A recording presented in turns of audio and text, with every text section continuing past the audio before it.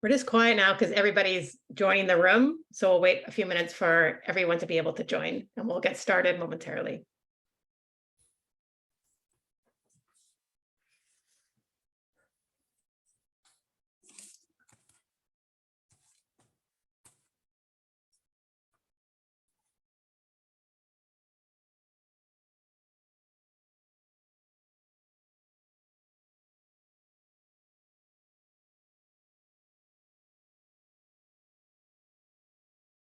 For the people just joining now, I see a few more people trickling in. So we'll give it one more minute and then we'll get started right on time and people can join us as they're able.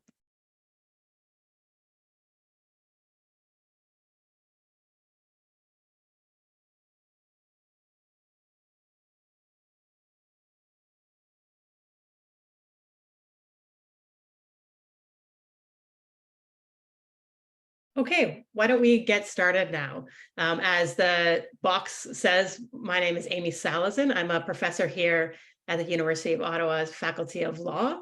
And I'm also the orientation director for this year and the 1L director. What we have today is an hour to address some of the questions you've submitted and to the extent possible, also address some questions if you input them in the question and answer box. So we'll basically start with introductions, and then we'll go through some of the questions people submitted. We did see some common themes, so get some of those questions that you have addressed. I wanted to say, first of all, welcome everybody. We're so excited to have you joining us in September, and so great to see a large number of you able to join us today. We'll get more into detail about orientation, the first year, some of your questions in a bit. But without further ado, I did want to turn it over to Dean Boone to give you her welcome and introduce herself. Good. Thank you very much. Good afternoon, everybody. It's really a pleasure to see you all here today and welcome to the University of Ottawa. We are Canada's national law school. We train students in both English and French. We're steps away from the Supreme Court and from the seat of government, and we are an absolutely fantastic faculty with particular expertise in law and technology, public law, health law, and international law. Over the next 5 years, we are going to be embedding some exciting things in the curriculum, and you will be part of this. We are introducing new training with regards to leadership, with entrepreneurship. We're expanding opportunities to work through key issues in law and technology, and we're developing different opportunities for racialized students to become the legal leaders of tomorrow. We will have impact and you will be a part of this. So I'm very proud to be your dean. I look forward to welcoming you personally in September and to the conversation that will ensue today. Thank you. Thanks, Dean Boone. And we also have Assistant Dean Lack with us today. Let you introduce yourself now. Hi, everyone. It's lovely to welcome you here today. I'm the Assistant Dean of the JD program and a very proud graduate of the English JD program, as you will be in a few years. So first of all, congratulations on your offer of admission. It's a huge accomplishment. It's a very competitive application process, and you can be very proud of yourselves for having received an offer here. So congratulations from the admissions team. I'm a co-chair of the admissions committee. And I'm excited to be your assistant dean for the next few years. You will definitely have contact with my team in your time with us in the JD program. My team manages academic services through the Common Law Student Center, financial aid and awards, mental health and wellness, and academic accommodations. So there's 100% chance that you've already, if you're registered for your courses, you've already had contact with the Student Center, and you'll continue to do that for the next couple of years. We have a very, very dedicated team of about 15 staff who are really committed to making your experience as smooth as possible, to supporting you through your studies, and to helping you graduate successfully in a few years' time. So welcome again, and I look forward to meeting you all in the coming years and months. Thanks. Let me just go next to the next box I see. So we have Emily Keeping here today. We're really lucky to have the Vice President of the English program for the Common Law Student Society, one of our great leaders in the law school. Emily, why don't you introduce yourself? Perfect. Thank you. Hi, everyone. My name is Emily Keeping, and I'm in 2L, so that means I'm heading into my second year. I know there's probably a lot of terminology that'll be confusing because I know a year ago I had no idea what everyone was saying. So feel free to ask if and for clarification if you're not sure. But I just wanted to say congratulations as well. This is such an exciting time. Again, I remember a year ago, I couldn't wait to start. So I'm really excited to meet everyone. So yeah, I'm the VP of English for the Common Law Student Society. So we are one of the 2 independent student governments along with the ILSG, so the Indigenous Law Student Government. We do lots of things, including planning social and special events throughout the year. We do networking events. We do some orientation events. We oversee the many, many clubs that I'll get to tell you about a little later that we've got. And we can also just act as your representative to the faculty. If you have any questions or concerns, we can kind of be that middle person to go and reach out to the faculty and try to figure out some things. We just want to make sure everyone gets the most out of their U-Ottawa law experience, both socially, academically. It's a really exciting time. And so we really want to really help you guys make the most of it. We're currently working on a 1L survival guide that'll hopefully be sent out just a few weeks before class starts that will hopefully answer a lot of the questions that you guys might have. I'm sure I'll answer some of them today as well. But also in the meantime, if you have any questions on anything, please, please, please do not hesitate to reach out to us. The website AECLSS uottawa.ca. I'll put it in the chat there later, or I'll have the proper one in a second. But all of our emails will be on there, all the members of the society. So please feel free to reach out if you have any questions at all. Yeah, and I look forward to answering some questions and meeting you guys soon. Thanks, Emily. And last but not least, we have Corinne Laframboise, who's from our Career Development Center and can give you her background and her role at the law school as well. Thanks, Amy. Hi, everyone. Welcome and a big congratulations. This is a great accomplishment. I'm also a graduate of the faculty, but from the French Common Law program a little bit ways back, but I was in your shoes at some point. And so I do recognize that this is a great accomplishment and a lot of work on your part. I am Corinne Laframboise, the manager of the Career and Professional Development Center at the Faculty of Law for the Common Law section, also known in short as the CPDC. At the CPDC, we have a team of professional development counselors who have academic backgrounds in either counseling or law themselves to help guide you and orient you with any questions that you might have that's related to career and your professional development while you're at the faculty, as well as after as an alum. We offer information session, employer events, mock interview events. We have a lot of different guides and resources available to you that we prepare, such as resume and cover letter guides, guides for all the structured recruitment processes, guides for the clerkship recruitment processes as well. We have a job board, and we have students that work for the Career Center as well to search for all the jobs out there and update our job board. They are also available to meet with you for appointments for your document reviews. You can book appointments with our counseling team as well, and much more. Precisely, I also want to highlight a few things that might be interesting for 1Ls is that there's a lot of practical learning opportunities for units that you can participate in and start looking into later at some point in 1L. Don't start doing that now, but there's a lot of opportunities for units that you can do. For example, is a student proposed internship. We also manage the Pro Bono Students Canada portfolio, so that's a great way to get involved and volunteer. We have the Becoming a Lawyer series that's specifically tailored for 1Ls. So lots of interesting things that are offered through the CPDC for incoming 1L students. Keep your eyes open. You will receive an email from our office at the start of the semester with access to the source. And so don't disregard that email. The source is a database that's only accessible to law students at our faculty.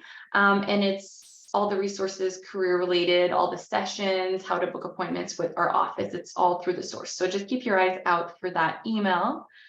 And then the last thing I do want to mention as well is to keep your eyes out in the fall term for Career Day. It will take place on March 15th. More information will be available later this fall, but it's a great way to get involved in 1L and start networking with peers. So welcome again, and I'm here to answer any of your questions and looking forward to meeting all of you in September. Great, thanks so much. So already a lot of information and hearing about all the different resources and supports that are here for you at the faculty, and there really are a lot. And I should mention that today's the first kind of instance of us being able to share information with you, but it won't be the last. So we'll have an opportunity in orientation to talk a lot about these opportunities again, direct you to the people that you can connect with, and also let you know that you can find a lot of this information on our website. Terminology wise, feel free to put any questions you might have in the chat. So we heard this kind of 1L, 2L thing. People may know what that means already, but in case you don't, it's kind of a common language that is used in law schools to talk about the different years of law school. So you're all coming into 1L as first years, and then you have a 2L and a 3L year as well. But again, we'll be trying to monitor the Q&A. So if we use a word you don't know what it is, you can anonymously ask a question. We may see your name, but the rest of the group won't, and we can try to address that. So why don't we get started maybe in answering some of the questions you submitted. Thank you for submitting those questions. Since I'm talking and I'm involved in orientation, I thought, why not start there? So there was a few questions about what people might expect at orientation. And so by now you should have seen, just Monday, we were able to post the schedule for orientation on the Brightspace page. Hopefully you been able to access that webpage. If there's any problems, please feel free to let us know. So we have 2 days of orientation starting on Tuesday, September 5th, and then a half day on September 6th. Again, you can see the schedule on the webpage. Someone asked, they looked at the webpage and it said, well, classes start on the 6th, but there's also orientation. What's happening there? We will be starting classes in the afternoon of September 6th, but you'll have orientation that morning. So classes will be canceled for that morning, but you'll start your classes in the afternoon. And again, we'll be sure to remind you of all this as we get closer to as well. Yeah, in terms of other aspects of orientation, we have the Brightspace page. There's also a web page that connects with orientation. That just provides you some more links to a lot of the things we've talked about already. What are some of the resources on campus? What about the Career Development Office? What about some of the academic regulations? So I'll post that in the chat as well, and feel free to check that webpage out. One thing connected with orientation that also relates to a question people asked. Some people asked, what types of mentorship opportunities do we have with upper year students? And one great thing we have at the Faculty of Law is we have each small group in 1L have a peer mentor. So it's an upper year student that's there to help them with academics, there to help them with networking, any types of questions they may have. Shortly, you'll be getting an email about another virtual Q&A with your peer mentor that's assigned to your small group. That'll be happening in August. We know that the summer is not always, not everybody's around the same time in the summer, so you'll also have another opportunity to connect with your peer mentor during orientation, which is a really great opportunity also to meet your classmates in a more small format. Also, I think as Emily mentioned, in addition to the orientation schedule that I posted, there's going to be numerous social events that the Student Societies are preparing. So you may have seen orientation and saw a lot of different types of panels and discussions. Have no fear. We know you also want to have a chance to socialize, and we've definitely built that into the schedule. So you'll get to know about that too. So lots of opportunities to get to know your colleagues and also get to know professors. Maybe the final thing on orientation that I'll note is some people ask us generally about dress code. I'm coming to law school, I haven't been in this type of environment. What should I be dressing like? Certainly no dress code in law school, kind of people dress as they choose, and that's to be expected, and nothing out of the ordinary there. We do have one event during orientation and that we can remind you about this closer to a reception with the Supreme Court at the Supreme Court, a really amazing opportunity that we're able to give, given that we're in the nation's capital and have such good relationships with the Supreme Court. We do see that there's a business dress code for that event, just to reflect the professionalism of, connecting with the justices and being at the Supreme Court. Any concerns and questions, again, feel free to connect with us. We don't want anybody to feel uncomfortable or unsure of what they're getting into. So we're very much here to help.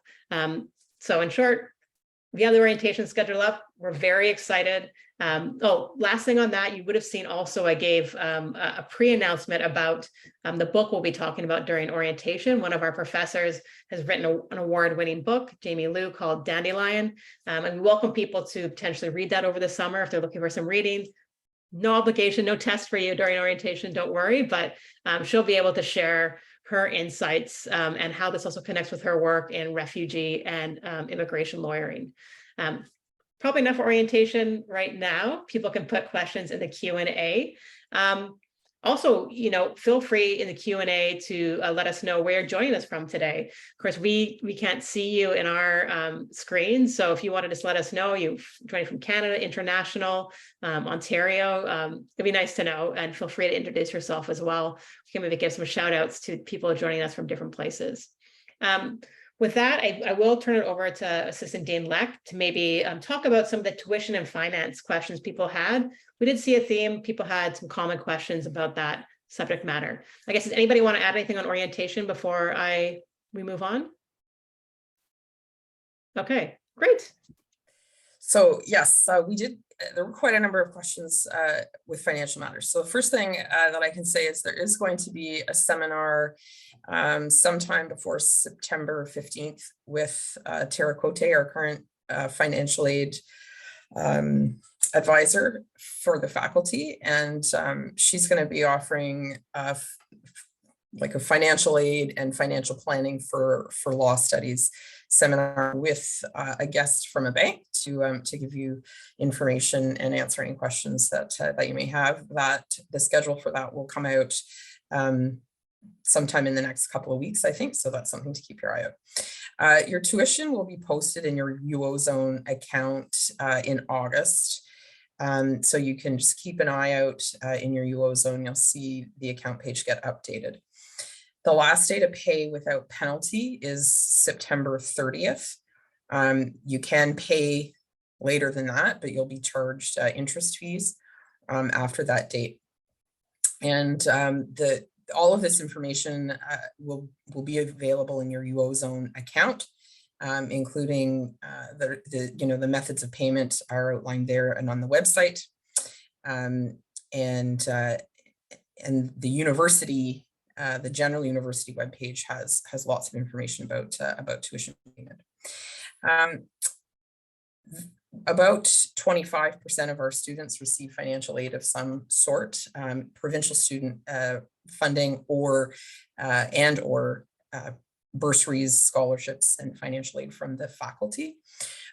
Some of those scholarships are by application. Many of the scholarships are by application. So you should keep an eye out on the scholarships portal to see what scholarships you might qualify for and to apply for them as they come up. There's a couple of deadlines throughout the year. So you should carefully review. There are scholarships that are available to students across the university. There's also many scholarships that are available just for law students. So have a look and see what you might be eligible for that can help you offset the cost of your tuition, which we acknowledge, it's a significant financial investment in your future career. The average amount that students receive in scholarships and bursaries, so I'm not talking about provincial financial aid here, I'm talking about scholarships and bursaries, is normally in the range of, it's anywhere from $1,000 to $5,000, and that depends on financial need. That depends on the types of scholarships that you apply for, so it's variable. But there was a question about, is it enough? And that's, I would say no, because the amount that you're going to get in scholarships and bursaries again, is typically maximum in the range of $5,000 for the most part. There are some scholarships that are higher than that. And again, this is excluding your provincial financial aid if you qualify for that or receive that. I do want to point out that our academic regulation says that students who are enrolled full-time are not permitted to work more than 20 hours per week. That's because attendance is required full-time. So attendance is mandatory. You need to attend all your classes unless you have an excused absence. So we do have a regulation that says you're not permitted to work more than 20 hours per week. And so you do need to engage in some financial planning for this year and also for, you know, the next 3 years, because it is a substantial financial investment. It is manageable with financial aid, with some student, you know, scholarships and bursaries, and some good financial planning in advance. But I really encourage you to sit down and take the time to do a budget and to sort of cost out what the, you know, your rent, your food, your cost of living, you know, books, tuition, all of those things, and have some planning, because of course, the JD program is a demanding program, and you don't need financial stress on top of that, trying to manage, you know, figuring out how to pay for law school when you're trying to accomplish good results in your studies. So take some time this summer to sit down and do some financial planning. And again, look out for the financial planning seminar that we're going to offer with our financial aid advisor. I guess the only other question that I might answer is just about the tuition variance each year. The faculty doesn't have a lot of control over our tuition. That is set, it's largely provincially regulated, and then also it's set by the Senate and the Board of Governors of the university. There's not been a lot of variance over the past number of years. There's a bit of a change this year, but we don't have a way to predict what the future is, other than I can tell you that the provincial government has dictated a tuition freeze in most circumstances, and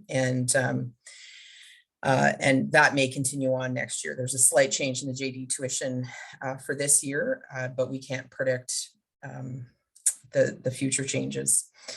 For the tuition, there are some changes in what we call ancillary fees. So there's your tuition, and then there's your other fees that are related to, like, student services, like that go, you know, you have a fee that goes to your student government. There are health services, athletic services, the UPass, etc. Those fees are in addition to your tuition, and they'll be visible on your student account, and those change a little bit year over year as well. Thank you. I did see a few questions come up in the Q&A, kind of as follow-ups. I don't know, Assistant Dean Leckman, it makes sense for you to type answers to those as we continue on. Some people are wondering about, does the entire tuition need to be paid by September 30th? Or is that a first payment? Maybe you can address that. The first semester's tuition will be posted by September 30th. So that's typically a requirement. But like I said, you can pay later. There just may be there will be some late fees applied to the tuition payment. But you will have registered for most of the year now. So if there's a little bit of delay past September 30th, other than, of course, there will be like an interest financial penalty applied. You know, it's not the end of the world if you're paying a little past September 30th this year. The OSAP process, Google OSAP, just Google Ontario student.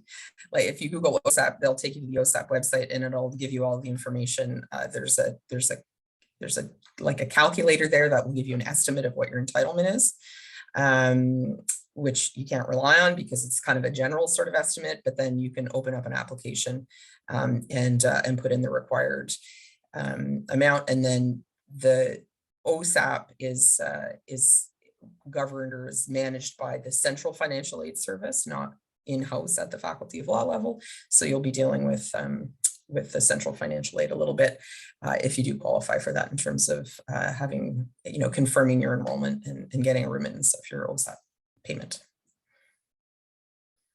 Okay, maybe a few more. I wonder Yeah.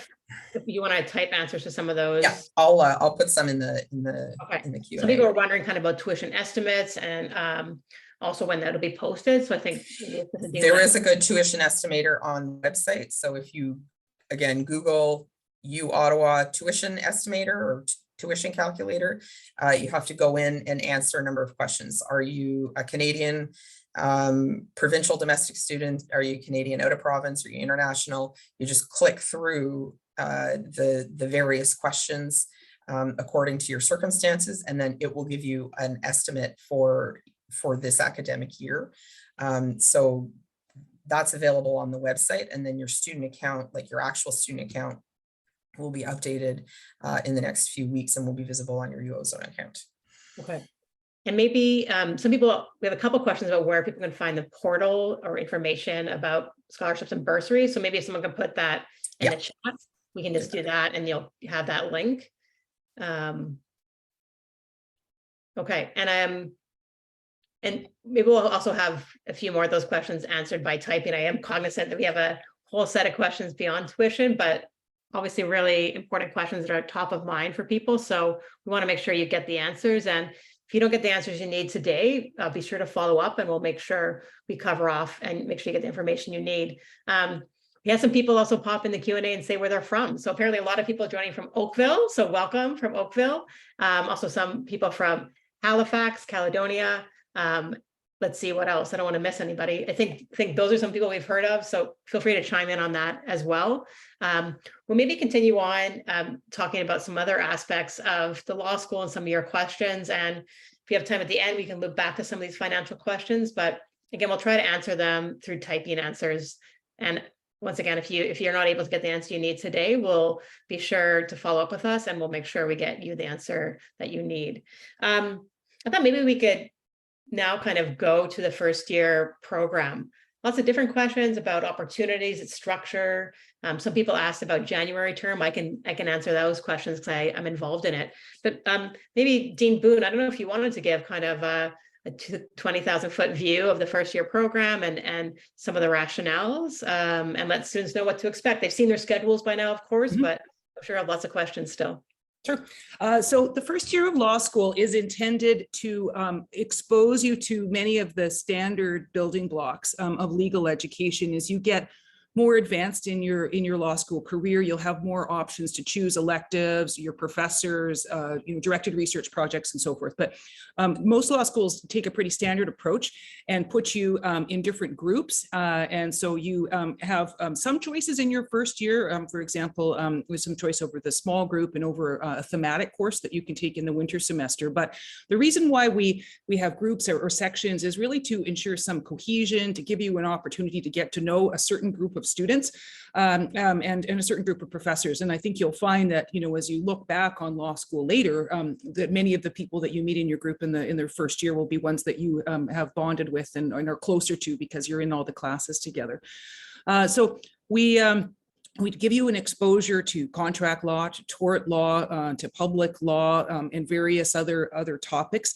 We also have Indigenous legal modules that will be rolled out through the year, which we are very excited about. There will be certain days where classes will be canceled and you will all come together as the JD class and be together with professors who will teach you about some of the legal traditions from the area and also some important context with regards to our obligation as a law school to implement the Truth and Reconciliation Commission's recommendations on decolonizing legal education.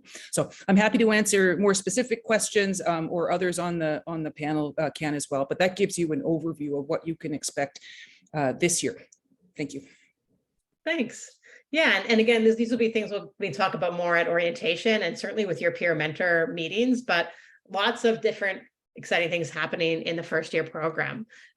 Before I forget, I see some shout outs to Western Canada. I'm from Edmonton, Alberta. I see some people from Calgary, our rival city, but welcome nonetheless, from Aurora as well. So again, welcome everybody. Feel free to pop in and let us know where you're joining from.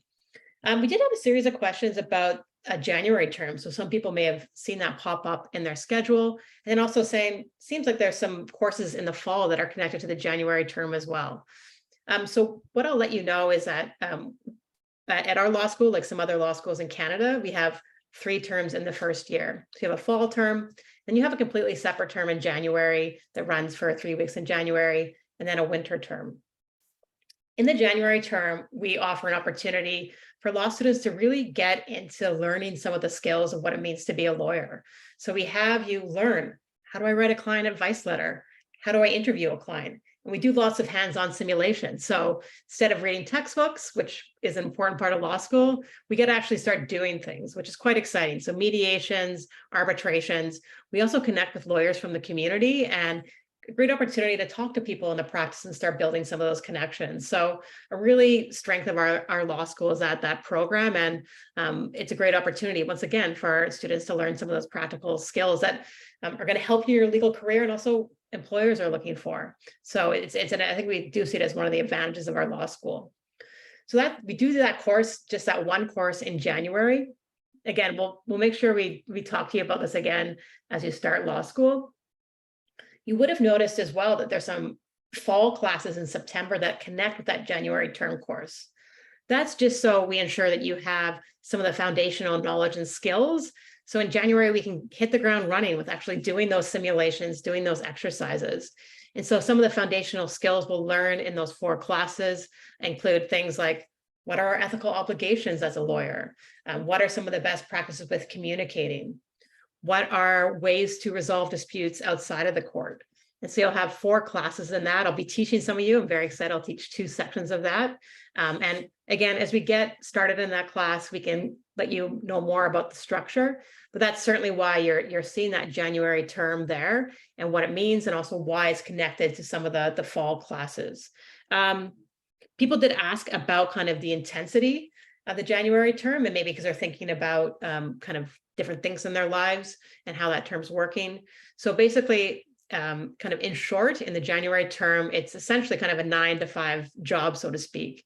You'll be in class for half a day, but then the other half of the day, you'll be doing things that are going to prepare you for the next class. So preparing for some of those simulations, drafting a client advice letter, things like that.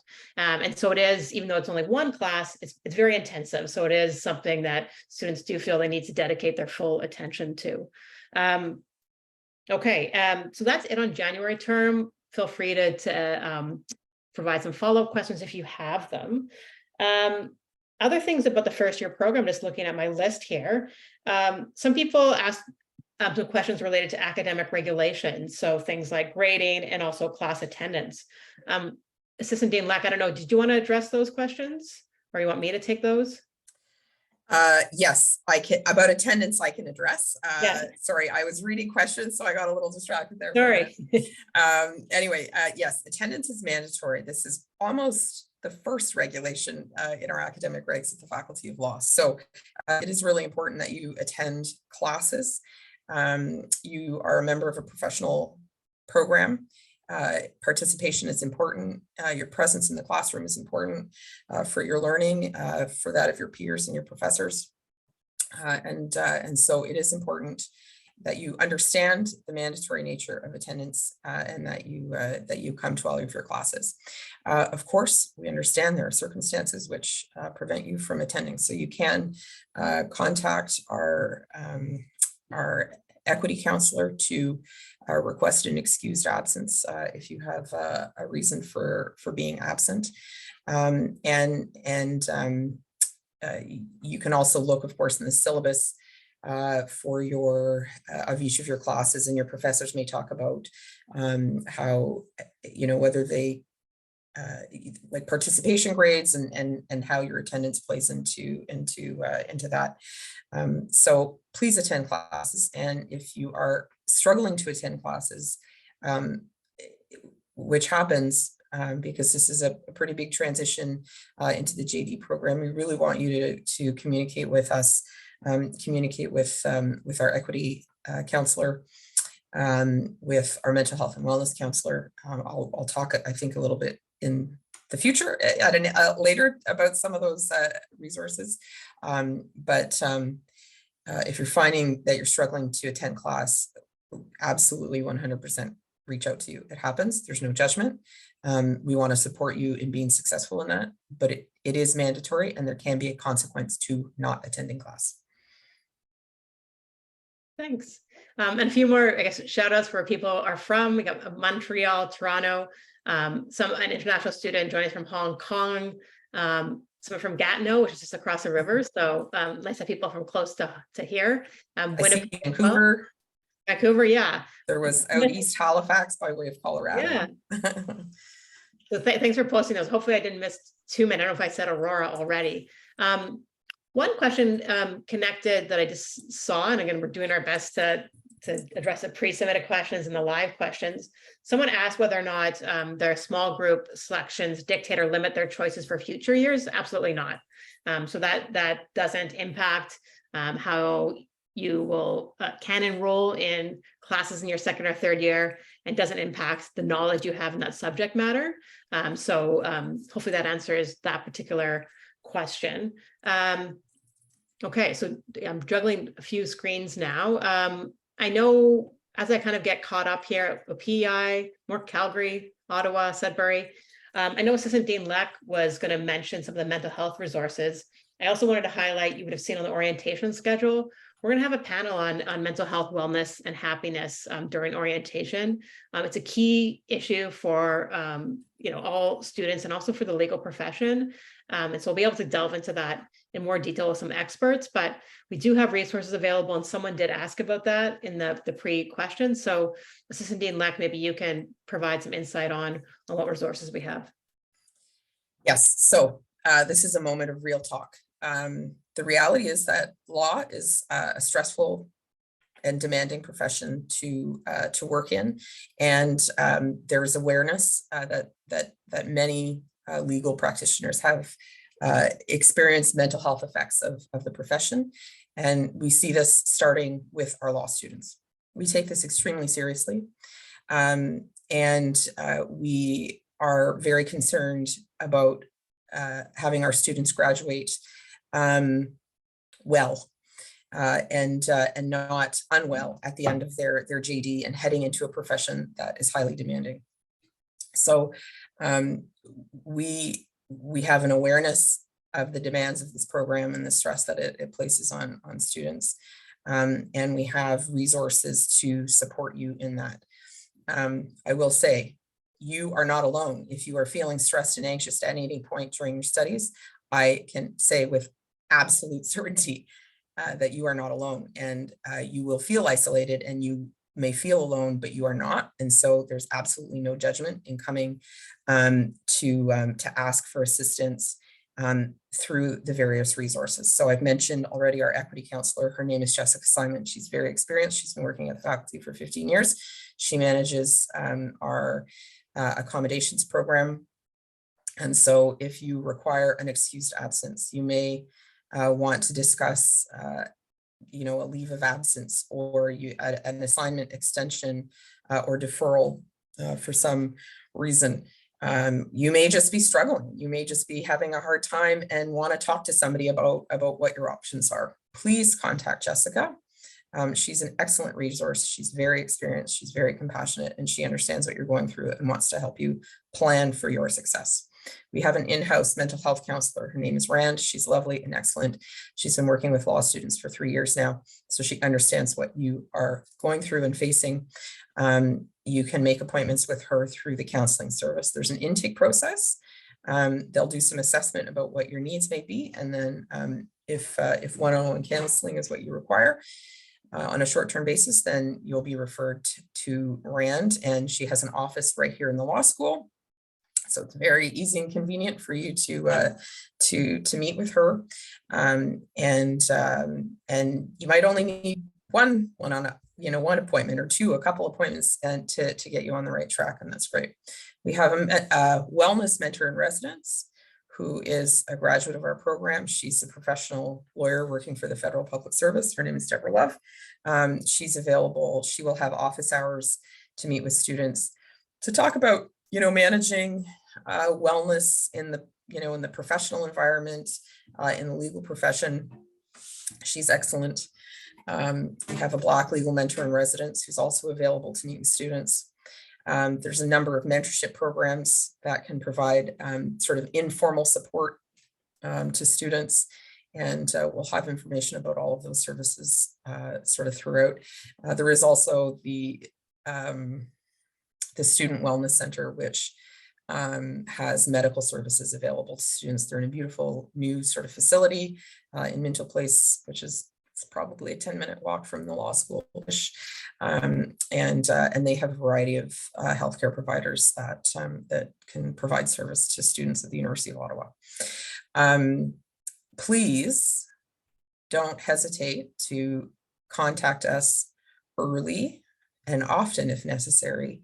If you are struggling with your mental health, if you're feeling overwhelmed, if you need help, planning, if you're getting overwhelmed because you feel like you're not mastering the skills, contact us. Do not wait until it's an emergency the day before exams and you can't, you think you're not going to manage. As I said before, we recognize the demands of this program. We recognize the stress of this program and of your future profession, and we want to support you and we want to send you off into the professional world ready to handle that. So we're equipped to provide that support and we encourage you to seek it. Thanks. Yeah, I can't, emphasize the importance enough. And, having taught students for a number of years, it's kind of a whole range of types of experiences. But just like Assistant Dean Leck said, if you're feeling a certain way, it's likely other people are. And best thing you can do is be proactive and reach out, and we can provide you the supports that you need. I think some people asked for information about Jessica Simon's email. I think that's been provided. Also a deadline for accommodations. Rachel, Assistant Dean Leck, do you have information about deadline for accommodation requests? Yes, so there's a few answers to that. One, if you have a diagnosed disability, then you should contact the accommodation service, the academic accommodation service, as soon as possible to find out what documentation you need to provide. That will depending on what your diagnosis is, and then get in the queue to meet with a learning specialist. There's very high demand, and so it's better for you to sort of get registered. The system is called Ventus. Get registered as soon as possible and then get into the queue to meet with a learning specialist who will assess your documentation, who will assess your needs, and who will provide some recommendations around accommodation measures that may be required either in the classroom or for exams.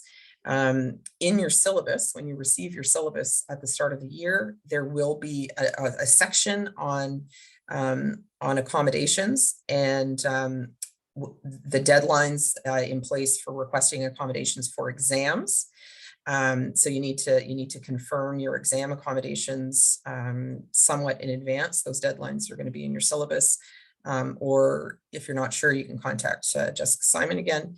And then for the rest of it, like if you have a short-term accommodation because you develop an illness or family members, you have to attend a funeral or something like that, then we encourage you to give us as much notice as possible. Don't, unless it's an absolute emergency that arises, don't wait till the day of to communicate with Jessica to request an accommodation. More notice is better to the extent that that's possible.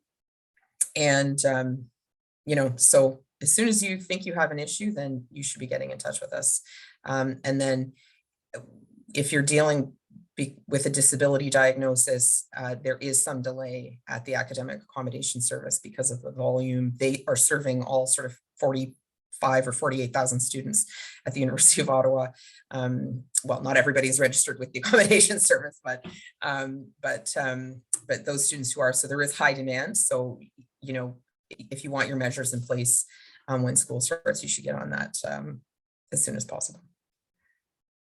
Thanks. These are all great questions. And I saw a few questions in the online Q&A about different types of conflicts.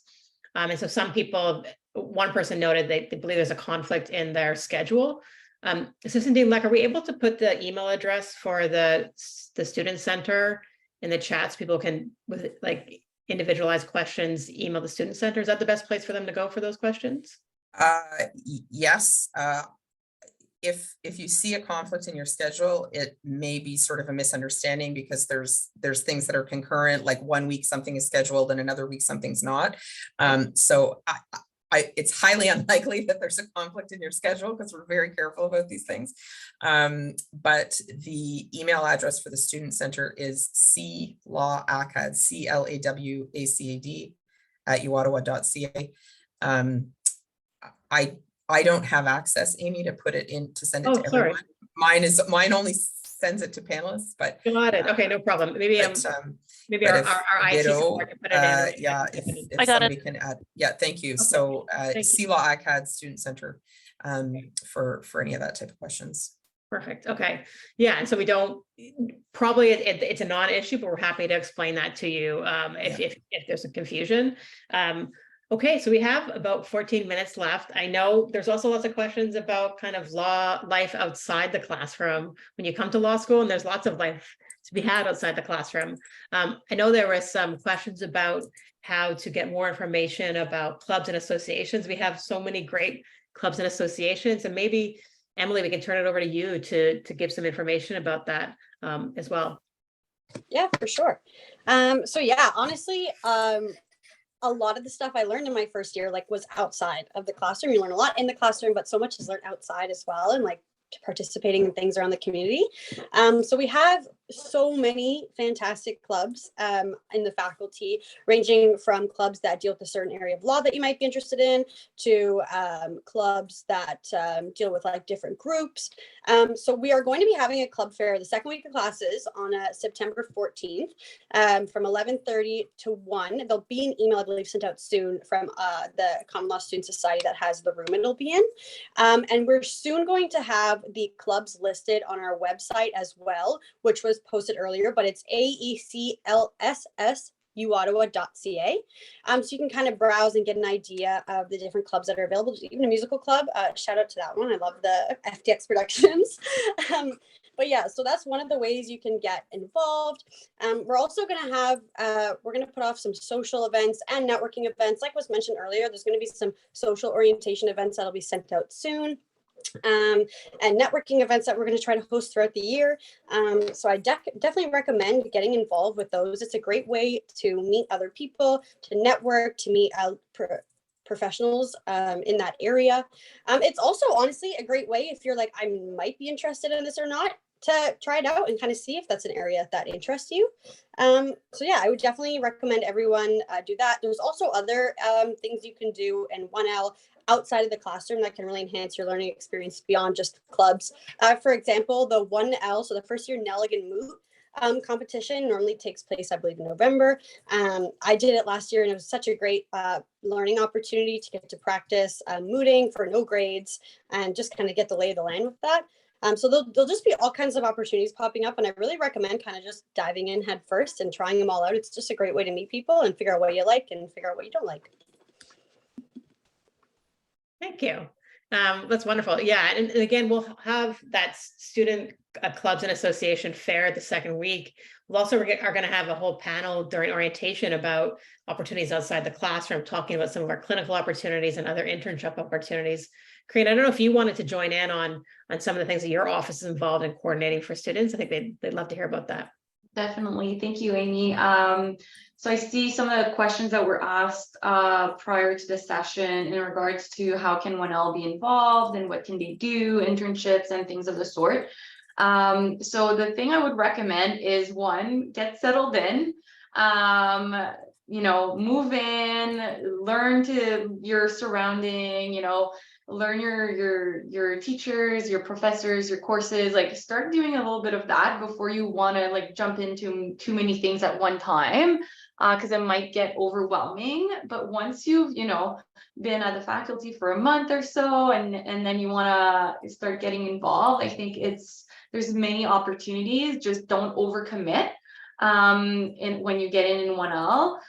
There's things, for example, as Pro Bono Students Canada. It's a great way to volunteer with organization, and it's not that big of a commitment. It's 3 to 5 hours per week, and you don't need to volunteer during exam periods. So that's one way to start slowly in 1L is one thing you could consider. It's always good also to give back. So that's something I wanted to highlight. There's also mentorship programs. There's tons of different mentorship programs. In the first month or so, there's going to be information session on the Juris Mentorship Program and the Criminal Courthouse Mentorship Program. So if you're interested in criminal law, that's something that you should consider getting involved in 1L. Again, that's something that's not too time consuming. It's basically what you make of it. So if you want to meet with your mentor once a month, that's fine. If you want to meet with them more often, that's also okay. And then internships, I see here if there was internship opportunities while you're in 1L. So while you're in 1L, there's no internship opportunities that you can do for units during 1L, but there's definitely ways for you to start thinking about them. There's information sessions that's going to take place during 1L on internships. And also something else is a fellowship. So fellowships are a practical learning opportunity, and in exchange you get a bursary. So those two things, internships and fellowships, definitely keep it on your radar, but again, not something you need to consider in the fall term, maybe a bit later and in the winter term, because those are things you can do right as of May after 1L. And then one thing I do want to plug is 1L recruitment processes. So formal recruitment processes for 1L students, they will happen later in December and into the winter. So again, you don't need to turn your mind to that right as when you get in the fall, except for the intellectual property one for Ottawa. So if you have a pure science background, chemistry, physics, things like that, and you want to work in Ottawa, summer of 1L in IP, that is the only recruitment process that will happen early in the fall. So that's the only thing I would want students to know about. But information will be in the source, so you'll be able to find all of that. So that's a bit of what I wanted to share. Thank you, Amy. Thanks. So yeah, there's so much that goes on outside the classroom, and one benefit for being a larger law school is that we do have clubs, associations, opportunities in so many different areas. Looks like a lot of the questions are being answered by our panelists in the Q&A. So encourage people to look there for some of the answers that the questions you've been submitting. A couple of questions related to picking winter term courses or thematic courses. And so, you know, essentially what we do have again is a fall term, a January term, and a winter term. For the most part, kind of the general statement, your 1L courses continue out throughout the whole year. And I think Assistant Dean Leck gave some answers about how that works.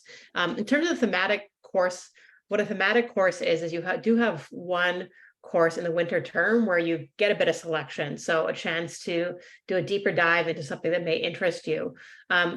Assistant Dean Leck, I'm not sure how the selection of that works. Are you able to provide some insight on that? For the thematic, yeah. You'll get information in September, and then the thematic enrollment takes place towards the middle to end of October. So you get a little bit of a chance to check out some topics and themes in your classes in the first few weeks, and then you'll receive information from the Student Center about enrollment, and that takes place in October. Wonderful. And I saw, and again, to the extent we're able to maybe answer some of these questions later, if we're not able to get to them today, we'll do our best to do that. One other question I just saw pop up is when the fall term ends. So there is a date when classes end in early December, but that is followed by an exam period. So that information should be on the website with important dates. So your courses won't be ending until later in December. So look out for that date as to when some of your exams might be ending.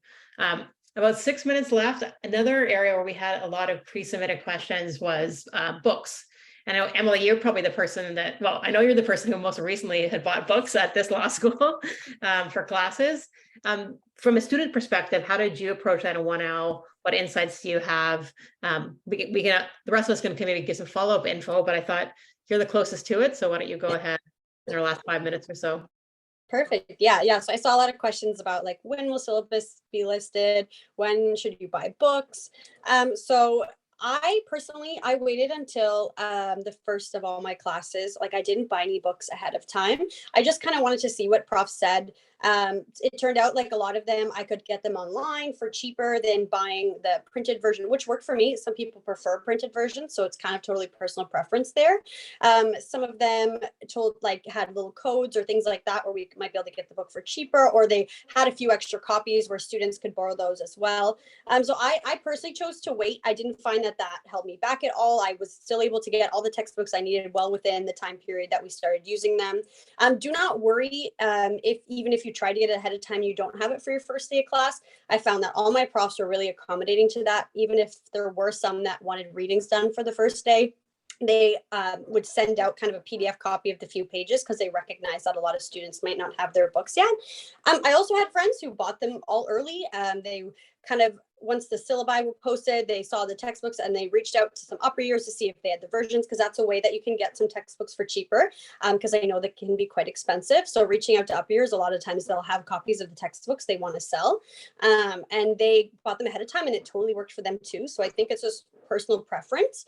But yeah, like I think I only had one physical one. The rest I used online, which worked for me. But again, some people just really prefer to have that physical copy. And yeah, and I would say that's all I have to say on textbooks right now. But just try not to stress out too much about it if the first day, because on my first day I was like, oh gosh, I didn't get any. Like, am I already set behind because of that? And you absolutely are not. It's probably going to seem quite overwhelming in the first 2 days. You're going to already feel behind. I know I was on the first day of classes and I called my parents. So I was like, I feel like I'm already 3 weeks behind. It's going to be totally normal to feel that way. I promise you aren't. Everyone else feels that way too. It'll all fall into line within the first, well, it can take a few months, but you'll start to get it day by day. Things will make a little more sense and become a bit easier. So try not to stress. And again, reach out to anyone if you have any questions about that as well. Yeah, you have, again, those peer mentors connected with your small group professor.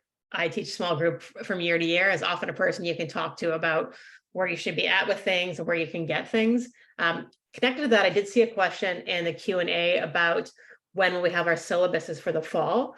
So that's on a professor by professor basis.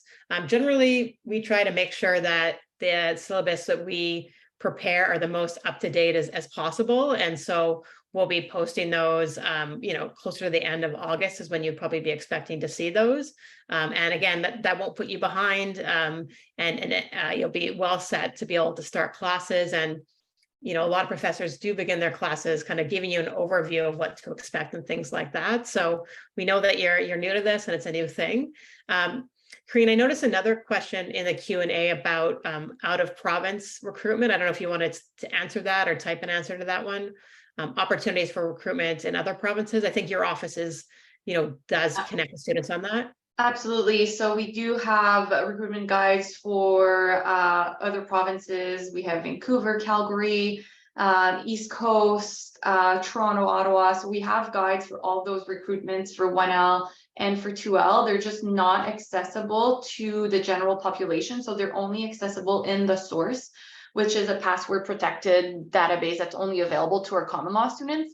And so once you do have access to the source, log in, start navigating. And then if you have questions, you can definitely contact our office, book appointments with us. Wonderful. I see Rachel's got her hand up, so I'll call on you. Sorry, I probably missed that earlier. No, I just put it up. Because we only have maybe 1 minute left, and I'm happy to go over a minute or two to answer this. And this is an important question. What are some actions I can take this summer to set myself up for success for the incoming semester? You might get a lot of different opinions on this, but as someone who works very directly with students, what I would, and I also was a practicing lawyer for 10 years in litigation, you are going to have a long time to get yourself, ready by reading textbooks and doing all this kind of thing. And you can certainly do that if it's going to give you confidence and make you feel more comfortable heading into your semester. But what I really, really recommend that students do is you've got about 45 or 50 days left before you start your semester. So I would strongly recommend that you develop some really good self-care habits. You have your class tools available right now. And so I would look at that and find a time that works in your schedule right now to start going for, a 30 or 40 minute walk 2 or 3 or 4 or 5 times a week if you can manage it. go swimming, set a time to, call your family and friends every week, read a book, do something that is not law related, but that is specifically designed to give you joy and pleasure and comfort.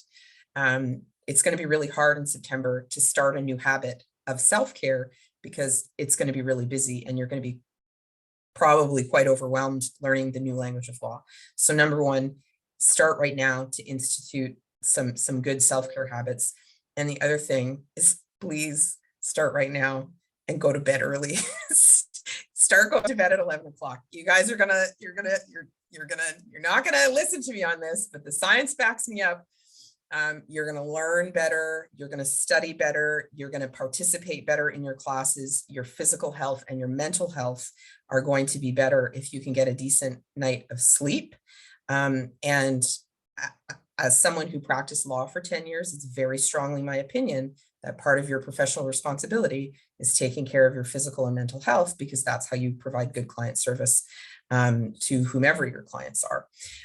So you have 45 or 50 days, which is enough time to institute a habit, according to the habit books that we all may read from time to time. So I really strongly encourage you to take some of those habits that will serve you very well in your law studies and your law practice, but that aren't necessarily quite law related. What great advice. I love that. So we're at time. I'm going to give the last word to Corinne to see her hand is up. But before I do that, I just want to say how nice it was to be able to join you in this virtual space. And it's just the beginning. I'll be seeing you again in orientation.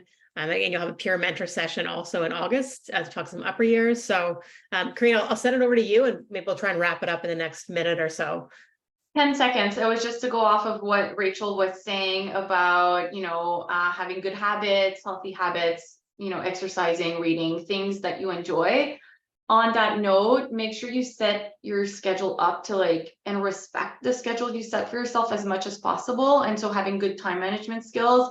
And if you set aside 30 minutes for X project, you use that time to really follow through. And so that, and then set your phones aside, social media, set it aside for important periods so that we all know that, that can really take a lot of our times, and we become spiral and we spend too much time on that. So just a little warning for that. But thank you. Thank you. Well, and I saw one really important last minute question.